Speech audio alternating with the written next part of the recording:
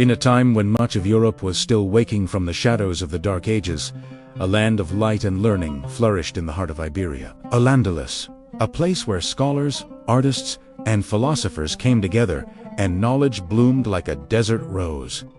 This is the story of its rise, and the cracks that would eventually shape the destiny of Spain. Our story begins in the year 711, when an Umayyad force, led by Tariq ibn, crossed the Strait of Gibraltar. What started as a raid soon turned into a full-scale conquest. Within just a few years, the Visigothic kingdom collapsed, and a new power established itself on the peninsula. The Umayyad Caliphate of Cordoba was born, a beacon of civilization that would shine for centuries. Under rulers like Abd al-Rahman III, Cordoba became the largest, and most sophisticated city in Western Europe. Its great mosque, a breathtaking forest of columns and arches, symbolized its glory. But it wasn't just about architecture. Al-Andalus was a melting pot of cultures. Muslims, Christians, and Jews coexisted in a society that, for its time, was remarkably tolerant. This environment fostered a golden age of intellectual discovery. Scholars translated Greek and Roman texts, preserving knowledge that might have been lost forever. They made groundbreaking advances in medicine, mathematics, and astronomy, introducing concepts like algebra and the astrolabe to Europe. Yet this golden age was not destined to last. Internal strife began to fracture the By the early 11th century, Al-Andalus splintered into smaller, rival kingdoms known as While these courts produced stunning art and poetry, their political weakness made them vulnerable. From the north, Christian kingdoms saw an opportunity. The Reconquista, a centuries-long campaign to reclaim the peninsula, gained momentum. City by city, the vibrant world of Al-Andalus began to recede, culminating in the fall of Granada in 1492. Though its political power ended, the legacy of Al-Andalus lives on, etched into the language, art, and soul of modern Spain. Have you ever heard of a place where, for centuries, different cultures didn't just tolerate each other, they flourished together? A place where science, art, and philosophy reached dazzling new heights, while much of Europe was still in the Dark Ages. This wasn't a fantasy kingdom. This was Picture this: bustling cities like Cordoba, Granada, and Seville. The air is filled with the scent of spices and orange blossoms. Merchants from across the known world trade goods in vibrant souk, their voices a symphony of Arabic, Latin, and Hebrew. In grand libraries, scholars pore over ancient texts, translating and preserving the wisdom of the Greeks and Romans, knowledge that would later fuel the European Renaissance. This wasn't just a territory on the Iberian Peninsula. Al-Andalus was a revolutionary idea. It was a society where Muslims, Christians, and Jews coexisted in a delicate, often productive, balance. It was a world where curiosity was celebrated and learning was revered. The caliphs and emirs weren't just rulers. They were patrons of the arts and sciences, funding massive libraries, observatories, and universities. In these centers of learning, intellectual giants walked the earth. Think of Averroes, Ibn Rushd, the polymath, who reintroduced Aristotle to the West, his commentaries shaping scholastic thought for centuries. Or Maimonides, the brilliant Jewish philosopher and physician who sought to bridge the gap between faith and reason, influencing both Jewish and Islamic thinkers. These weren't isolated geniuses. They were part of a thriving intellectual ecosystem. And you could see this brilliance everywhere. Look at the architecture. The Great Mosque of Cordoba, with its forest of candy cane arches, seems to stretch on into infinity. The Alhambra Palace in Granada, a masterpiece of intricate tilework, delicate plaster carvings, and ingenious water features. These architects weren't just building structures. They were carving wonders of light and geometry into palaces and mosques, creating spaces that felt both divine and deeply human. They mastered mathematics to create breathtakingly complex geometric patterns, or giri, that adorned walls, ceilings, and courtyards, reflecting a vision of an ordered, beautiful universe. The advancements weren't limited to philosophy and architecture. In the workshops, artisans perfected techniques in ceramics, textiles, and metalwork, creating objects of incredible beauty. In the hospitals, physicians were developing new surgical techniques and writing medical encyclopedias that would be used for hundreds of years. Farmers used advanced irrigation systems, introduced from the Middle East, to turn dry lands into fertile gardens, cultivating crops like citrus fruits, rice, and sugarcane, which we now take for granted. Astronomers in observatories, equipped with astrolabes and other advanced instruments, mapped the stars with incredible precision. They built upon the knowledge of the Greeks and Indians, correcting Ptolemy's models and creating astronomical tables so accurate they were used by navigators, including, it's believed, Christopher Columbus himself. Of course, the story of Al-Andalus isn't a simple fairy tale. The convivencia, or coexistence, was complex and often fragile. There were periods of conflict and persecution, and the eventual Reconquista brought this unique chapter to a violent close. But for over 700 years, Al-Andalus stood as a powerful testament to what's possible when cultures connect, when knowledge is shared, and when curiosity is allowed to light the way. It was a beacon of light, a bridge between East and West, antiquity and modernity. The legacy of Al-Andalus is woven into the fabric of modern Spain and Portugal, in their language, their food, their music, and their architecture. But its influence extends far beyond, reminding us of a time when collaboration and intellectual pursuit created one of the most brilliant civilizations the world has ever seen. It's a powerful lesson from history, that our shared quest for knowledge and beauty can transcend our differences and create something truly magnificent. Have you ever wondered what the world was like 1,000 years ago?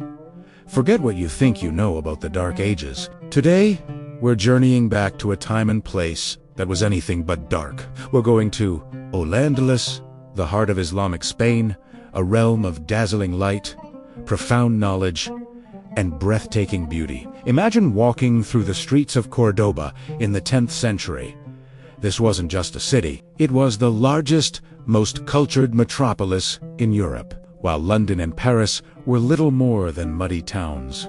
Cordoba was a bustling center of over 500,000 people, with paved streets, public baths, and even streetlights. It was a city that shone brightly in a world often shrouded in shadow. At the heart of this splendor was the great Mosque of Cordoba, a forest of candy-striped arches that seemed to stretch into infinity. It was a testament, not just to faith, but to an incredible fusion of architectural genius. But the brilliance of Al-Andalus wasn't confined to its buildings. It was in the very air people breathed. This was a society where knowledge was the most prized treasure. In the legendary libraries of Cordoba, scholars of different faiths, Muslims, Jews, and Christians worked side by side. They weren't just preserving ancient texts, they were building upon them. They translated the works of Greek philosophers like Aristotle and Plato, which had been lost to much of Europe. They debated, they discovered, and they pushed the boundaries of human understanding. The library of the Caliph,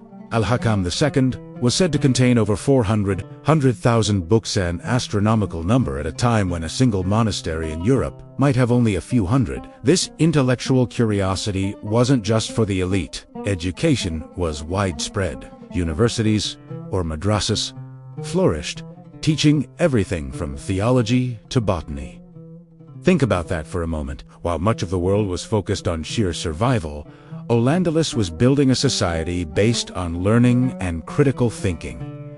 And this thirst for knowledge led to incredible breakthroughs. Take medicine, for example. A physician from Cordoba named Al-Zarawi, known in the West as Abul Qasis, is often called the father of modern surgery. He invented over 200 surgical instruments, many of which are still recognizable today, like the scalpel, forceps, and surgical needle. He wrote a massive encyclopedia of medicine that was the standard textbook for surgeons in Europe for over 500 years. He developed techniques for everything from setting broken bones to delivering babies, and even pioneering a form of plastic surgery. Then there was the world of mathematics. The numbers you and I use every day, the Arabic numerals, including the revolutionary concept of zero.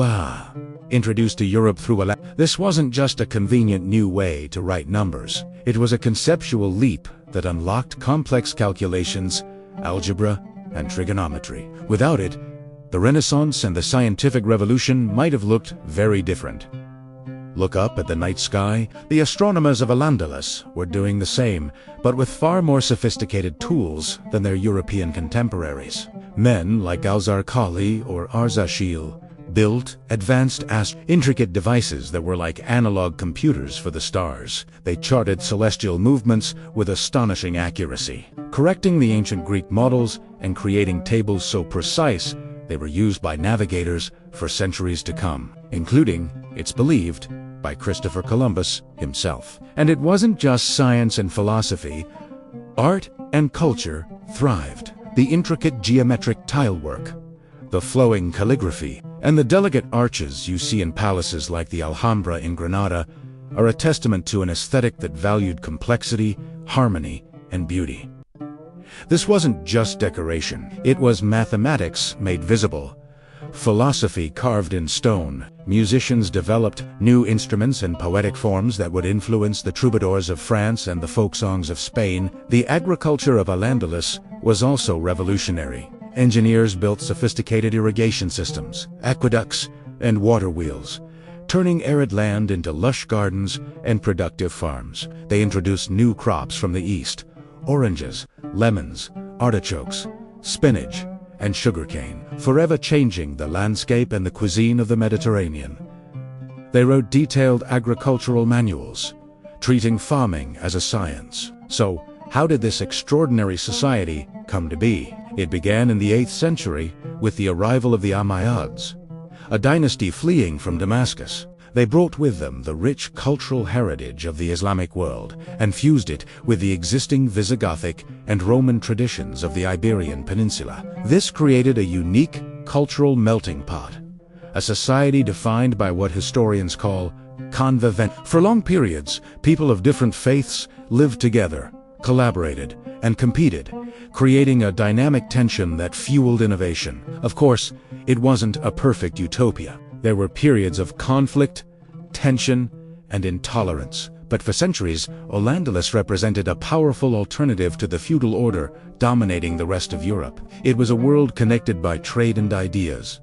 Not just by swords and castles, trade flourished along the Mediterranean and Atlantic coasts, and ideas traveled faster than armies. Mathematics, medicine, astronomy, knowledge flowed like rivers through the courts and libraries of Cordoba, Granada, and Seville. Ivory from Africa, spices from India, and silk from China all found their way into the bustling markets. But more importantly, so did books and scholarly matter. This constant exchange of goods and intellect kept Al-Andalus at the forefront of global civilization. But even in this brilliance, shadows began to gather. The unified caliphate eventually fractured into smaller, competing kingdoms known as internal rivalries, political intrigue, and the pressures of expanding Christian kingdoms from the north began to take their toll. The spirit of convivencia began to fray under the strain of conflict and rising fundamentalism on all sides. The end of this golden age was foreshadowed not by a single event, but by a slow erosion of the unity and tolerance that had made it so great. The final chapter came in 1492, the same year Columbus sailed the ocean blue. The last Muslim stronghold, Granada, fell to the forces of Ferdinand and Isabella. The Reconquista, the centuries-long Christian reconquest of the peninsula, was complete. What followed was a period of forced conversions and the expulsion of those who refused, a tragic end to a remarkable era of cultural cross-pollination. But did the light of Al-Andalus truly go out? No. It was scattered, but not extinguished. The knowledge that had been nurtured in its libraries and universities flowed northward into Europe, carried by scholars and translators. This influx of science, medicine, and philosophy helped spark the intellectual fires of the Renaissance. The instruments, the numbers, the agricultural techniques, the architecture, they all became part of the fabric of Western civilization. When we admire the arches of a Gothic cathedral, when we solve an algebraic equation, or even when we peel an orange, we are touching a piece of this incredible legacy. The story of Al-Andalus is a powerful reminder that history is not a simple line from darkness to light. It's a complex tapestry woven with threads from many different cultures. It shows us that some of the brightest moments in human history have come from places of exchange, tolerance, and an insatiable curiosity about the world. The golden age of Andalus may be over, but its echo resounds through the centuries. It's a vital chapter of our shared human story, a testament to what we can achieve when we build bridges instead of walls. From the rugged mountains of the north, a resistance was taking shape. Scattered Christian communities, inspired by faith and the memory of lost lands, began to unite under charismatic leaders. They fought with determination and cunning, winning early victories that would sow hope across the Iberian Peninsula. This is the story of the Reconquista, an epic saga of conflict, faith, and the forging of a nation that spanned nearly 8 centuries. A story that begins in the misty, defiant mountains of Imagine the year 711 AD, the Iberian Peninsula, a land rich in history and culture, ease and turmoil. The Visigothic kingdom, weakened by internal strife and civil war, stands on the brink of collapse. From across the Straits of Gibraltar, a new power emerges. An Umayyad army, led by Tariq ibn Ziyad, lands on the shores of Iberia. The Visigothic king, Roderick, rallies his forces for a decisive battle. At the Battle of Guadalete, the Visigothic army is shattered. This single defeat opens the floodgates. Within a few short years, the Umayyad Caliphate extends its control over almost the entire peninsula, which they would call The Visigothic nobles are either killed, converted, or flee north. But in the far northern highlands of Asturias, a sliver of the old kingdom refused to bow. This was a land of steep mountains and narrow valleys, difficult for any army to conquer and hold. Here, a Visigothic nobleman named Pelagius, or Paleo, began to rally the local Asturians and the scattered remnants of the Visigothic aristocracy. He was a charismatic figure, a natural leader who embodied the spirit of resistance. He declared himself the leader of this small, defiant kingdom. The new rulers in Córdoba saw Paleo as little more than a nuisance, a leader of a band of wild donkeys, as one chronicler put it. They didn't yet realize the threat he posed. In 722 AD, the governor of Al-Andalus sent a force to crush this burgeoning rebellion once and for all. The Muslim army marched into the Asturian mountains, cornering Paleo and his small band of warriors in a narrow valley called outnumbered and seemingly trapped. The situation looked hopeless, but Paleo and his men used the terrain to their advantage. They rained down rocks and arrows from the high cliffs onto the Muslim forces packed tightly below. The element of surprise, combined with the difficult terrain and the fierce determination of the Asturian defenders, turned the tide. The Umayyad force was routed, suffering a shocking and humiliating defeat. The Battle of Covadonga was more than just a military victory. It was a symbol. It was a spark of hope that ignited a fire of resistance. News of the victory spread, inspiring other Christian communities, and proving that the conquerors were not invincible. Paleo's small kingdom of Asturias became the nucleus of Christian resistance, a beacon of defiance in a conquered land. This battle marked the traditional starting point of the Reconquista, the long, arduous process of retaking the Iberian Peninsula. Following Paleo's death, his successors continued the fight, slowly but surely expanding the borders of their small kingdom. They established a new capital at Aviatha and began to repopulate the lands This process, known as the repopulation, was crucial. It involved moving Christian settlers into the depopulated frontier zones, building castles, monasteries, and towns to secure the new territories. These new settlements became bulwarks against Muslim counterattacks and springboards for future advances. The monastery and the sword went hand in hand. Monks and priests were as vital as knights and soldiers, preserving Latin culture and Christian faith while the warriors defended the land. As the kingdom of Asturias grew, it splintered and evolved. To the east, other Christian principalities began to emerge from the Pyrenees Mountains. The Kingdom of Navarre, the County of Aragon, and the Catalan counties, initially under Frankish influence, also began their own campaigns of expansion southwards. Each of these realms had its own rulers, its own ambitions, and its own unique character. But they shared a common goal: the reclamation of Christian lands.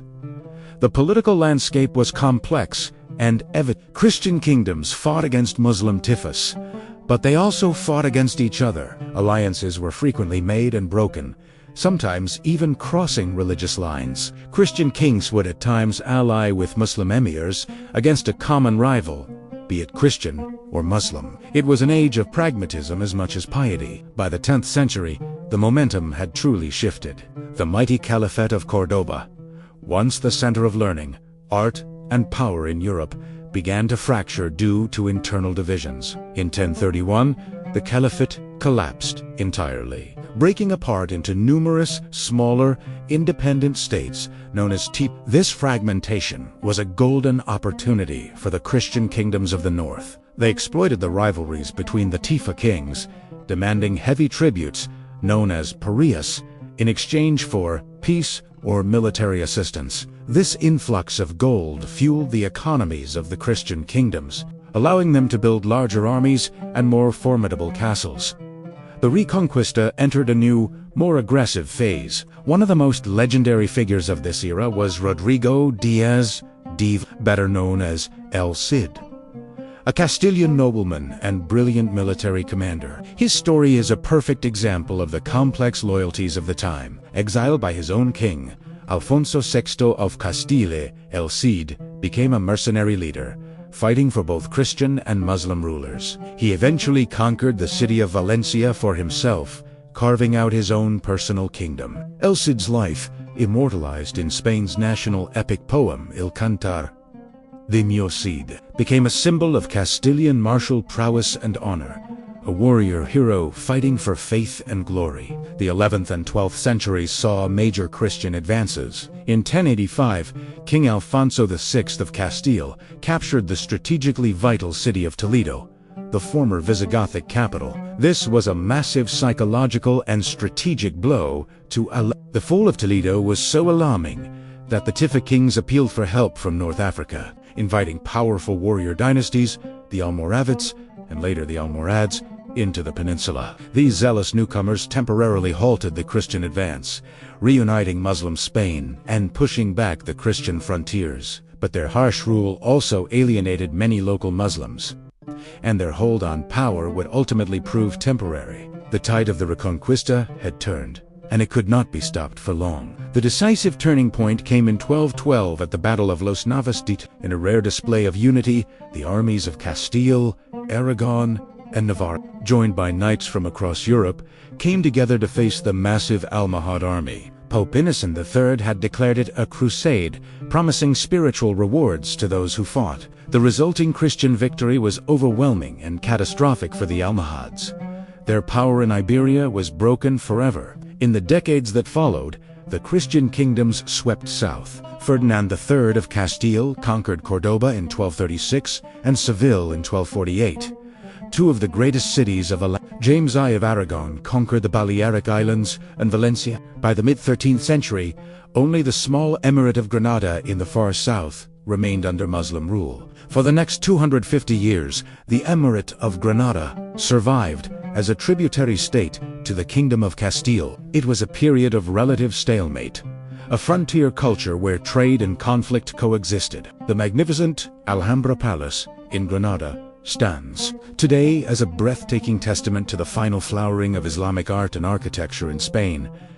But this final chapter was drawing to a close. In 1469, a marriage would seal the fate of the peninsula. Isabella I of Castile and Ferdinand II of Aragon, the Catholic monarchs, united the two largest Christian kingdoms. With their combined power, they set their sights on completing the Reconquista. In 1482, they launched the final war against Granada. It was a long, brutal 10-year campaign fought with modern artillery and a determined, unified army. City by city, the last remnants of Andalus fell. Finally, on January 2, 1492, the last emir of Granada, Muhammad XII, known as surrendered the keys of the city to Ferdinand and Isabella. After nearly 800 years, the Reconquista was complete. The Iberian Peninsula was once again under Christian rule. Tis Samagir, the monarchs, would sponsor Christopher Columbus's voyage, an event that would change the world forever. The Reconquista was was more than a series of battles. It was a centuries-long process that forged the identity, culture, and spirit of modern Spain and Portugal. It created a society geared for war, a powerful nobility, and a fusion of Christian, Muslim, and Jewish cultures that left an indelible mark on the art, architecture, language, and cuisine of the region. From a tiny flicker of resistance in the mountains of Asturias to the fall of Granada, it is a story of incredible perseverance, faith, and the relentless march of history. Imagine a world where your homeland is no longer your own, a place where your faith, your language, and your very way of life are overshadowed by a foreign power. This was the reality for the Visigothic Christians of the Iberian Peninsula in the early 8th century. In the year 711, an Islamic Umayyad force crossed the Strait of Gibraltar, and in a shockingly short time, most of what we now know as Spain and Portugal fell under their control. This new territory was named Andalus. For the conquered Christians, it was a cataclysm. Their kingdom was shattered, their leaders were gone, and they were now subjects in their own land. But in the rugged, remote mountains of Asturias in the far north, a spark of resistance refused to be extinguished. Here, a Visigothic nobleman named Pelagius, or Paleo, ignited a flame that would burn for nearly 8 centuries. In 722, at the Battle of Covadonga, his small band of warriors achieved a legendary, almost miraculous victory against a much larger Muslim force. This wasn't just a battle, it was a declaration. A statement that the fight was not over. This single act of defiance marked the beginning of what history would call the Reconquista. But what was it they were trying to reconquer? Was it just about land? Not at all. It was about something far deeper. The Reconquista was not only a war for territory, it was a battle to reclaim identity, a struggle to assert a culture distinct from the Islamic rulers of the south. Slowly, the idea of a Spanish identity began to crystallize, forged in the fires of conflict and the desire for sovereignty. From this small Asturian kingdom, the Christian resistance slowly, painstakingly, began to push south. It was a grueling, generational struggle, a tide that ebbed and flowed. Victories were followed by devastating defeats. Alliances shifted like desert sands. Christian kingdoms like Leon, Castile, Aragon, and Portugal emerged, often fighting amongst themselves as much as they fought their southern neighbors. Yet, through it all, the unifying goal of reconquest remained. This period was a crucible, shaping not just borders, but the very soul of Spain. The figure of the warrior knight became central to this new identity. Knights like El Cid, Rodrigo Diaz de Bivar became legendary heroes. His story, a complex tale of a brilliant military strategist who fought for both Christian and Muslim rulers, perfectly illustrates the complicated nature of the era. He was a symbol of martial prowess and Christian virtue, immortalized in epic poems that were recited across the Christian North, inspiring generations to take up the cross and the sword. This was a society organized for war. De frontier, or la frontera, was a dynamic, dangerous place that shaped customs, laws, and the character of its people. Meanwhile, in the south, Al-Andalus, the emirate and later caliphate of Cordoba, became a beacon of civilization. Its capital was the largest, most prosperous city in Western Europe, a center of learning, art, and science that far outshone the fledgling Christian kingdoms to the north. Great mosques, stunning palaces like the Alhambra in Granada, and vast libraries were built. Scholars in Al-Andalus preserved and expanded upon classical Greek knowledge, making groundbreaking advances in mathematics, astronomy, medicine, and philosophy, while much of Europe was in the so-called Dark Ages. Figures like Evros and a Muslim and a Jewish philosopher, respectively, produced works that would later be instrumental in sparking the European Renaissance.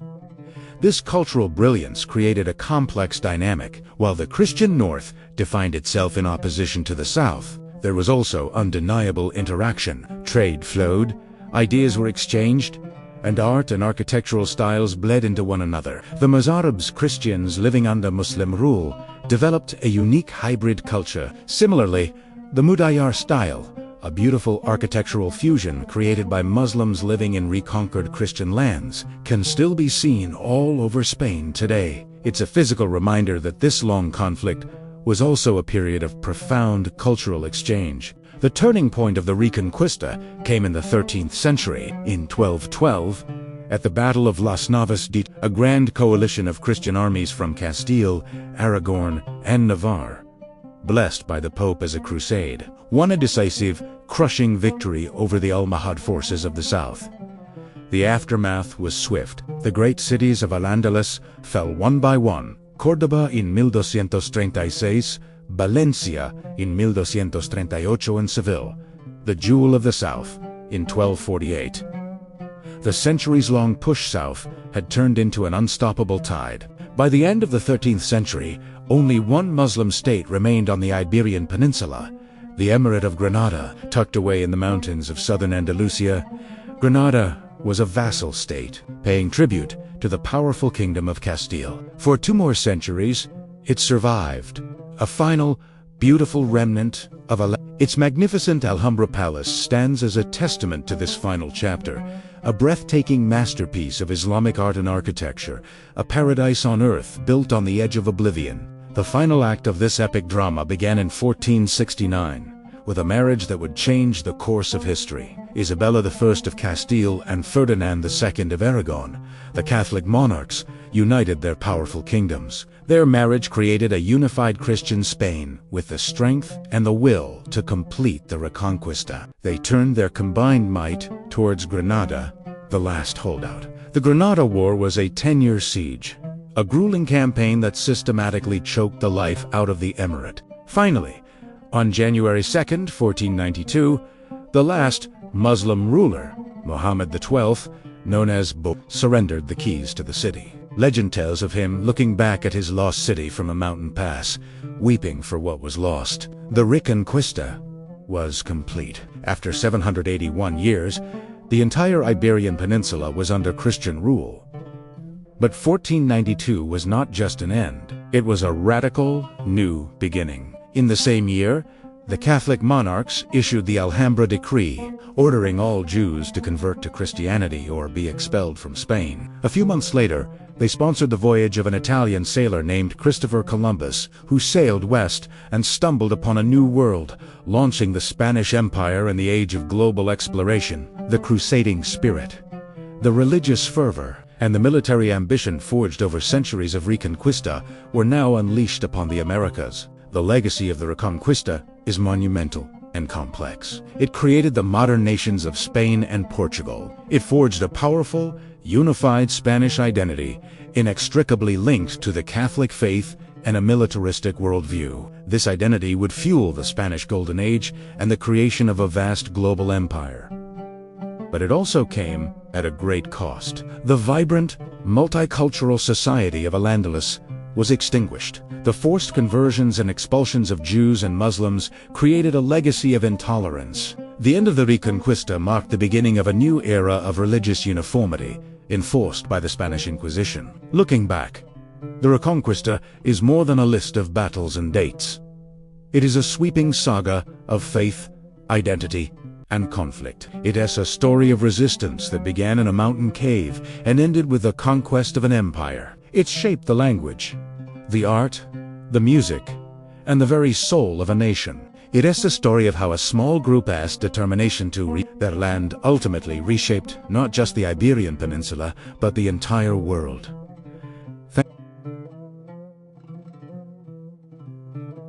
Imagine a world where different cultures and religions coexisted for centuries, creating a vibrant tapestry of art, science, and philosophy. This was Al-Andalus, the Muslim-ruled territory on the Iberian Peninsula. For nearly 800 years, it was a beacon of learning and tolerance. But by the late 15th century, only one jewel remained in its crown: the Emirate of Granada. Nestled in the foothills of the Sierra Nevada mountains, Granada was the last bastion of Islamic rule in Spain. Its heart was the magnificent Alhambra Palace, a breathtaking testament to Moorish architecture and artistry. For over 250 years, the Nazarites, the ruling dynasty of Granada, had skillfully navigated the complex political landscape, paying tribute to the powerful Christian kingdoms of Castile and Aragon while preserving their independence. But this delicate balance was about to be shattered. The year 1469 marked a turning point. The marriage of Isabella I of Castile and Ferdinand II of Aragon united the two largest Christian kingdoms in Iberia. Their union created a formidable new power, a unified Spain with a singular vision: the complete Christian reconquest of the peninsula. Their gaze soon fell upon the glittering prize of Granada. For Ferdinand and Isabella, conquering Granada was more than just a military objective. It was a sacred mission, a divine mandate to reclaim the land for Christendom. They saw themselves as the heirs of the Visigothic kings who had ruled before the Muslim arrival in 711. Taking Granada would be the final, glorious chapter in a centuries-long struggle, cementing their legacy and unifying their kingdom under the banner of a single faith. The war for Granada wasn't a single, swift campaign. It was a grueling, decade-long conflict that began in 1482.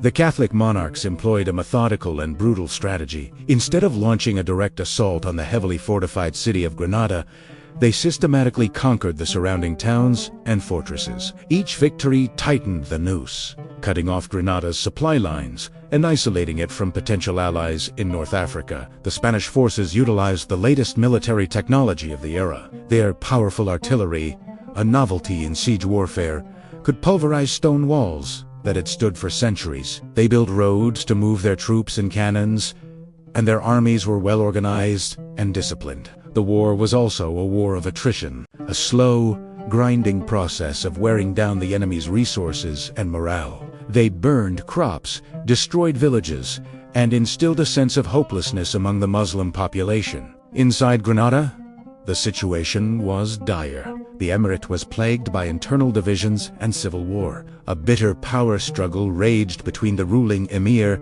Abu al-Hasan Ali, his brother al-Zaghail, and his son, Muhammad XII, known to the Spanish as Bu. This infighting was a gift to Ferdinand and Isabella. They skillfully exploited these rivalries, at one point even capturing Boabdil and then releasing him to sow further chaos within the Nasrid leadership. This internal strife fatally weakened Granada's ability to mount a unified defense. By the spring of 1491, the final act began. A massive Christian army, tens of thousands strong, encamped on the fertile plains just outside Granada. But this was no ordinary military camp. Ferdinand and Isabella ordered the construction of a permanent, grid-patterned stone city, complete with a church, barracks, and royal quarters. They named it Santa Fe, Holy Faith. Its very existence sent an unambiguous message to the besieged inhabitants of Granada: we are not leaving. This war will end only with your surrender. The psychological impact of Santa Fe was immense. For 8 long months, Granada held out. The city's inhabitants faced starvation and disease. From the magnificent towers of the Alhambra, Boabdil could look down and see the smoke rising from the chimneys of Santa Fe, a constant, menacing reminder of his dwindling options. The vibrant city, once a hub of commerce and culture, was now a prison. Its people were starving, their supplies exhausted, and all hope of relief from abroad had faded. Finally, Boabdil knew the end had come. Secret negotiations began. He sought to secure the best possible terms for his people. On November 25, 1491, the Treaty of Granada was signed. The terms were surprisingly generous, at least on paper. The treaty promised that the Muslims, now known as Mudeyas, would be allowed to keep their property, practice their religion freely, maintain their laws and customs, and not be forced to convert to Christianity. It was a negotiated surrender, designed to avoid a bloody final assault on the city. On January 2, 1492, the formal surrender took place. It was a moment steeped in symbolism and sorrow. According to legend, Boabdil, the last Muslim ruler of Granada, rode out of the city and handed the keys to Ferdinand and Isabella. As he and his entourage made their way into exile, he paused at a mountain pass, looked back one last time at the city he had lost, and wept. His mother is said to have rebuked him, saying, "You weep like a woman for what you could not defend as a man." That pass is known to this day as el último suspiro del Moro, the Moor's last sigh. The fall of Granada was celebrated across Christian Europe as a monumental victory. It marked the end of the 781-year-long Reconquista and the end of Islamic political power on the Iberian Peninsula. For Spain, it was the dawn of a new era. The energy, resources, and sense of divine purpose that had been focused on the Reconquista were now redirected outward. In that very same year, 1492, Isabella would fund the voyage of a Genoese navigator named Christopher Columbus, a journey that would inadvertently connect Europe to the Americas and change the course of world history forever. But what of the promises made in the Treaty of Granada? Sadly, they were not kept. The initial period of relative tolerance was short. Growing pressure from the more zealous elements of the Spanish Church, led by figures like Archbishop Cisneros, led to a policy of forced conversions. Mosques were turned into churches, Arabic books were burned, and in 1502, Islam was officially outlawed in the Kingdom of Castile. The Muslims were given a stark choice: convert to Christianity or be expelled. A similar fate had befallen the Jewish population in 1492 with the Alhambra Decree, which ordered their expulsion. The dream of a multicultural Al-Andalus was over. The fall of Granada wasn't just the end of a kingdom, it was the end of an era. It stands as a powerful and poignant reminder of how empires rise and fall, how cultures clash and blend, and how the promises of peace can be tragically broken in the pursuit of unity and power. The echoes of that day in 1492 still reverberate through Spanish culture and history, a testament to a lost world whose beauty and complexity we are still striving to understand. Thank you for watching. If you found this journey into the past fascinating, please like this video. Subscribe to our channel for more deep dives into history, and hit the notification bell so you never miss an episode. See you next time. Imagine a city of breathtaking beauty, a jewel nestled at the foot of the Sierra Nevada mountains. This was Granada, the last bastion of Islamic rule in Iberia, the heart of the Emirate of Granada. For over 2 centuries, it stood as a symbol of cultural brilliance and resilience, a place where art, science, and poetry flourished. Its magnificent Alhambra Palace, a masterpiece of Moorish architecture, whispered tales of sultans and scholars, of bustling markets and fragrant gardens. But by the late 15th century, the winds of change were blowing fiercely across the peninsula. The Christian kingdoms of Castile and Aragon, united by the marriage of Queen Isabella I and King Ferdinand II, had one final goal in their centuries-long Reconquista, the conquest of Granada. This wasn't just a military campaign, it was a crusade, a clash of civilizations, and the final chapter of a story that had been unfolding for nearly 800 years. The stage was set for a dramatic and world-altering showdown. The Granada War, which began in 1482, was not a single, swift conflict. It was a grueling, decade-long war of attrition. The Catholic monarchs, Ferdinand and Isabella, were methodical and relentless. Instead of launching a direct assault on the heavily fortified city of Granada itself, they employed a strategy of systematic conquest, picking off the surrounding towns and fortresses one by one. This was a new kind of warfare for its time. The Spanish army utilized powerful artillery, a recent innovation, to breach the ancient walls of Moorish strongholds that had stood for centuries. Sieges were long and brutal. Cities like Malaga and Baza were subjected to relentless bombardment, their populations starved into submission. The fall of Malaga in 1487 was particularly harsh. Its citizens, who had resisted fiercely, were enslaved, sending a chilling message to the rest of the emirate. As the Christian forces tightened their grip, internal divisions plagued the Emirate of Granada. A bitter civil war raged between the ruling Sultan, Abu al-Hasan Ali, his brother Ali, and his son, Muhammad XII. Known to the Spanish as This internal strife was a godsend for Ferdinand and Isabella. They skillfully exploited these rivalries, at one point capturing and then releasing Boabdil, turning him into their pawn. While the Nasrid dynasty tore itself apart from within, the Spanish war machine rolled on, capturing fertile lands and cutting off Granada from its resources and allies in North Africa. By 1491, the end was near. The city of Granada was completely isolated. an island in a sea of Christian-controlled territory. Ferdinand and Isabella established a massive military camp, a veritable city in its own right, just outside Granada. They named it Santa Fe, Holy Faith, a clear statement of their purpose. From this forward base, they launched the final siege. Inside Granada's walls, the situation was desperate. Food was scarce, and hope was fading. The once vibrant city was now a trap. Boabdil, the last Nasrid ruler, faced an impossible choice: fight a hopeless battle that would lead to the slaughter of his people, or surrender the city his ancestors had ruled for generations. After months of secret negotiations, the decision was made. On November 25, 1491, the Treaty of Granada was signed. The terms were initially generous, at least on paper. The treaty promised to protect the lives, property, and religious freedom of the Muslim, and they would be allowed to keep their customs, their language, and their mosques. It seemed like a peaceful transition, a way to avoid further bloodshed. On January 2, 1492, the final, poignant ceremony took place. The silver cross of the crusade was raised atop the highest tower of the Alhambra, replacing the crescent. Boabdil, riding out of the city, formally handed over the keys of Granada to Ferdinand and Isabella. Legend tells of a tearful Boabdil looking back at his lost city from a mountain pass. His own mother is said to have rebuked him, saying, "You do well to weep like a woman for what you could not defend as a man."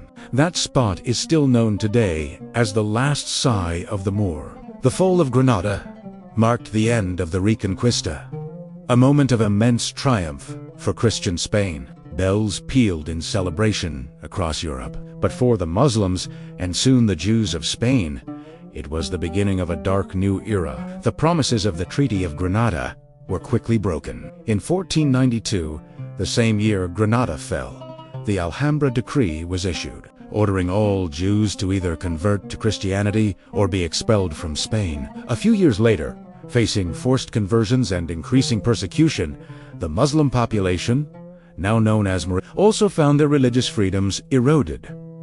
The policy of coexistence was replaced by a policy of forced assimilation. Mosques were converted into churches, Arabic texts were burned, and Islamic customs were outlawed. This led to a series of Morisco revolts, which were brutally suppressed, culminating in the final expulsion of the Moriscos from Spain in the early 17th century. The year 1492 was a pivotal moment, not just for Spain, but for the entire world. With the Reconquista complete, Ferdinand and Isabella could now turn their attention and resources elsewhere. They financed the voyage of an ambitious Genoese explorer named Christopher Columbus, who, just a few months after Granada's fall, set sail westward in search of a new route to Asia.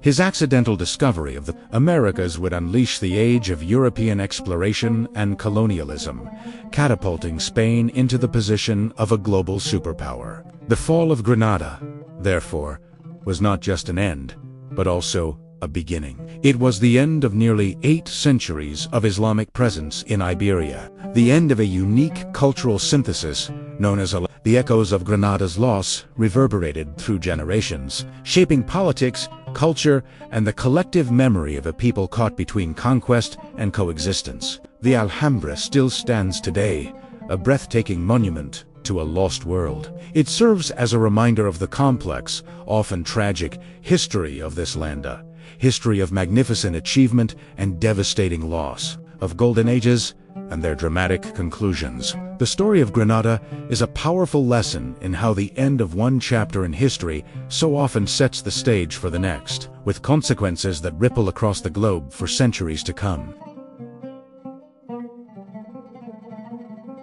Have you ever walked through the streets of Granada or Cordoba and felt like you were stepping back in time?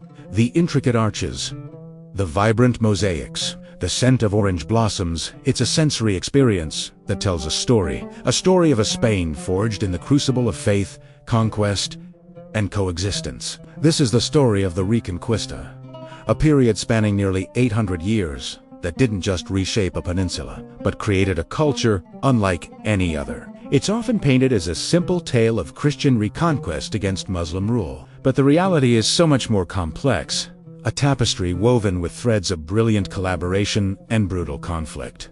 Today, we're going to unravel that tapestry and explore the enduring legacy of Al-Andalus and the Reconquista on modern Spain. It's a legacy that's not just preserved in stone and scripture, but is alive in the language, the food, and the very soul of the Spanish people. Let's start with something you can see and touch. The architecture when the Umayyad Caliphate established its rule in the Iberian Peninsula, which they called Al-Andalus. They brought with them a style of art and architecture that was breathtakingly sophisticated. Think of the Great Mosque of Cordoba, now a cathedral. Walking through its forest of red and white striped arches is a dizzying, almost hypnotic experience. It wasn't just a place of worship, it was a statement of power and a masterpiece of engineering. Or consider the Alhambra Palace in Granada, the last bastion of Muslim rule. Its delicate stucco work, geometric tile patterns, known as, and tranquil courtyards with flowing fountains were designed to be a paradise on earth. These weren't just buildings, they were intricate works of art. The Christian kingdoms, even as they fought to reclaim these territories, couldn't help but be impressed. When they conquered these cities, they didn't tear everything down. Instead, a new style emerged. This was architecture created by Muslim craftsmen living under Christian rule, or by Christians who adopted Islamic aesthetics. You see it in the bell towers that looked like minarets, the use of ornate brickwork, and the horseshoe arches that became a hallmark of Spanish design. The Alcazar of Seville is a prime example. Originally a Moorish fort, it was rebuilt by Christian kings who deliberately employed Mudéjar artisans. They wanted to incorporate that same sense of grandeur and beauty. This fusion is uniquely Spanish. It's a physical reminder that conquest wasn't just about erasure, it was also about absorption and adaptation. This cultural exchange wasn't limited to buildings. It permeated the intellectual and scientific world. For centuries, cities like Cordoba were beacons of learning in Europe. While much of the continent was in what we call the Dark Ages, Al-Andalus was a vibrant center of scholarship. Libraries were vast, holding hundreds of thousands of volumes. Scholars from Muslim, Jewish, and Christian backgrounds worked together, translating ancient Greek texts from Arabic into Latin. Think about that for a moment. The works of Aristotle, Euclid, and Ptolemy, which formed the foundation of the Renaissance and the scientific revolution, were largely reintroduced to Europe through Spain. It was in the translation schools of Toledo, after its capture by Christian forces, that this knowledge transfer truly exploded. They studied medicine, astronomy, mathematics, and philosophy. The introduction of Arabic numerals, including the concept of zero, revolutionized European accounting and engineering. Without the scholars of Al-Andalus, the intellectual landscape of Europe would look vastly different. This spirit of convivencia, or coexistence, while often romanticized and certainly not always peaceful, allowed for a flourishing of ideas that benefited the entire world. It's a powerful lesson in how collaboration, even amidst conflict, can drive human progress forward. Of course, the influence is deeply embedded in the Spanish language itself. If you speak Spanish, you're speaking a language seasoned with Arabic. It's estimated that around 4,000 Spanish words, about 8% of the dictionary, have Arabic roots.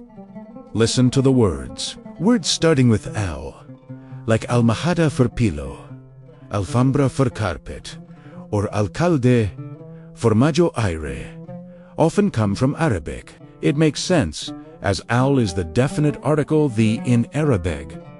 Think of agricultural terms. The sophisticated irrigation systems, the acequias, introduced by the Moors, transformed Spanish agriculture. So, words for produce, like naranja for orange, lemon for lemon, and azahar for sugar, all have Arabic origins. Even expressions we associate with Spain, like ojala, which means I hope so, or if only, comes directly from the Arabic inshallah, meaning God willing. This linguistic footprint is a daily, spoken testament to the centuries of interaction. It's not something you have to visit a museum to see. It's part of the living, breathing culture of Spain. Every time someone orders an aceituna, an olive, or admires an azuleo, a ceramic tile, they are speaking the history of the Reconquista. However, We can't talk about this legacy without acknowledging its darker side. The end of the Reconquista in 1492, with the fall of Granada,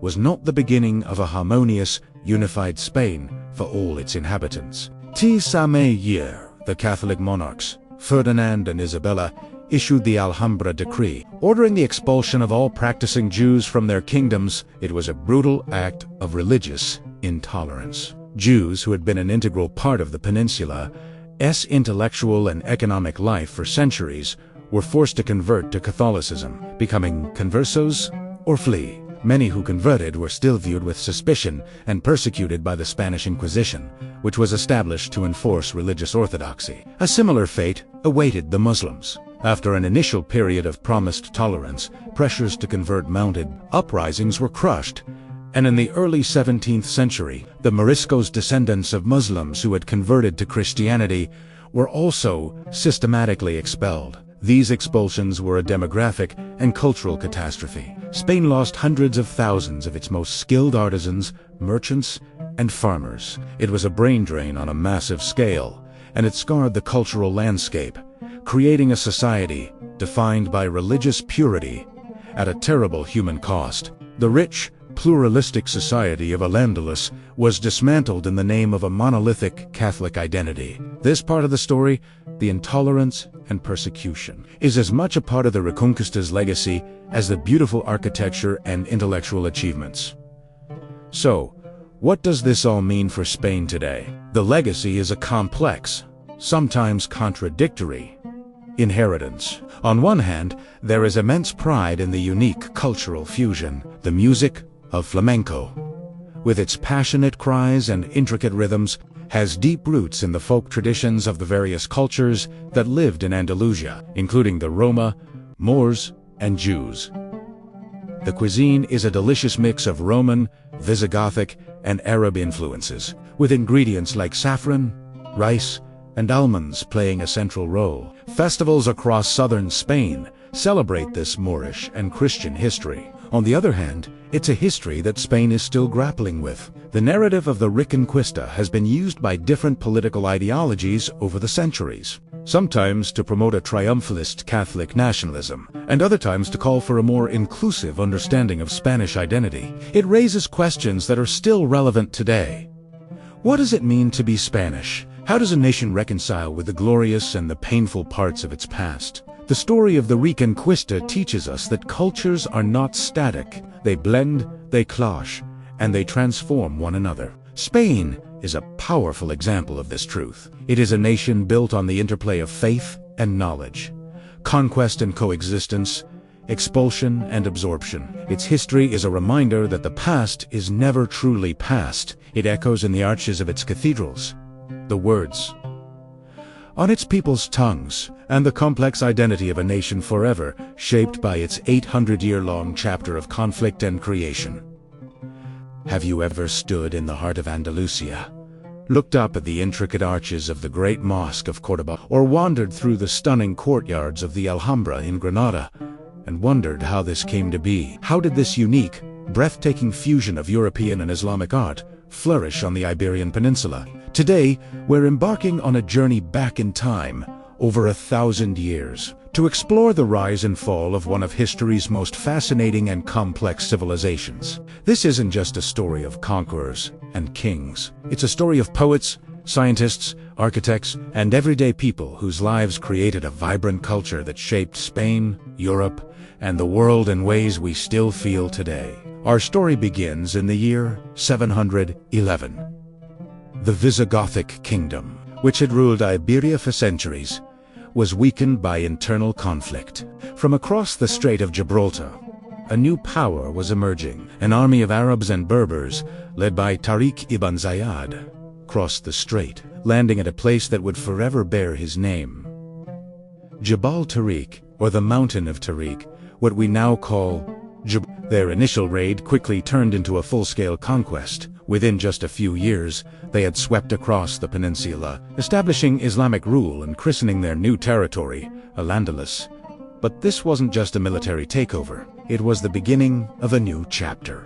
The Umayyad Caliphate, based in Damascus, initially controlled this vast new province. However, history took a dramatic turn in 750 when the Umayyads were overthrown by the Abbasids. One lone Umayyad prince, Abd al-Rahman, escaped the massacre of his family. He embarked on a perilous journey, a 5-year odyssey across North Africa, until he finally arrived in Here, he rallied supporters and, in 756, established himself as the independent emir of Cordoba. This was a pivotal moment. Andalus was no longer just a distant province. It was its own power, a defiant Umayyad state in the west, a beacon that would soon outshine many of its rivals under Abd al-Rahman and his successors. Cordoba began its transformation from a modest provincial town into the most spectacular city in Europe. They began construction of the Great Mosque, an architectural marvel that would be expanded over centuries. Its forest of columns and candy cane arches, a symbol of their new dynasty. The city became a magnet for scholars, artists, and merchants from across the Islamic world and beyond. Streets were paved and illuminated, a novelty in Europe at the time. Aqueducts brought fresh water to public baths, gardens, and fountains. While much of Europe was mired in the so-called Dark Ages, Cordoba was a dazzling center of learning and culture, boasting a library that was said to hold hundreds of thousands of volumes. This golden age reached its zenith in the 10th century under Abd al-Rahman III. He took a bold step, declaring himself caliph in 929, directly challenging the authority of the Abbasids in Baghdad and the Fatimids in North Africa. The Caliphate of Cordoba was born. This wasn't just a political statement, it was a declaration of cultural and intellectual supremacy. The era was marked by immense wealth, generated from agriculture, trade, and skilled craftsmanship. Think of intricate ivory carvings, exquisite silks, and masterful metalwork being exported across the known world. The society of Al-Andalus was incredibly diverse. Muslims, Christians, and Jews lived side by side, creating a complex social fabric. This period is often referred to as the conviventia, or coexistence. It's a concept that's debated by historians, and it certainly wasn't always a perfect harmony. Non-Muslims, known as dhimmis, had to pay a special tax and accept a subordinate status. Yet, compared to the religious intolerance often seen elsewhere in medieval Europe, there was a remarkable degree of interaction and cultural exchange.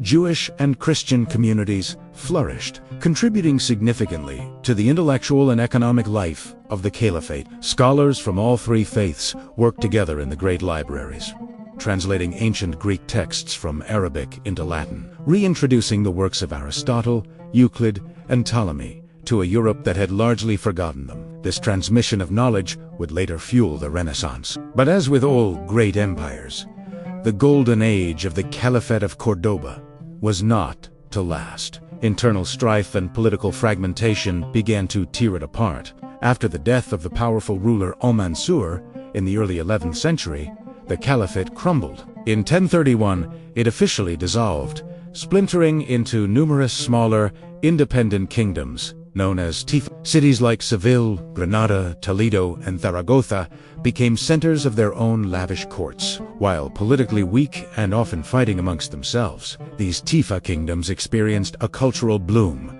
competing to patronize the most brilliant poets and artists. It was an era of stunning artistic achievement, but also of intense vulnerability. This fragmentation provided a perfect opportunity for the Christian kingdoms in the north of Iberia. For centuries, they had been slowly pushing south, a process they viewed as a holy war.